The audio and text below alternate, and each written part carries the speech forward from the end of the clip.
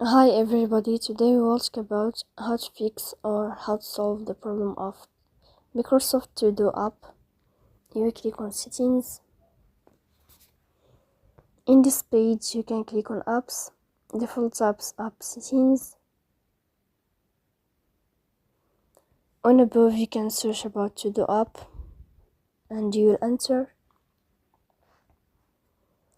Then this page of app info you can click on first stop and you can click OK. Here you will enter to storage. After that you can click on clear cache. Then you can turn off your phone and you can wait a moment to turn on your phone again. So please don't forget to support us by like and subscribe. See you next time in another video and thank you for your attention.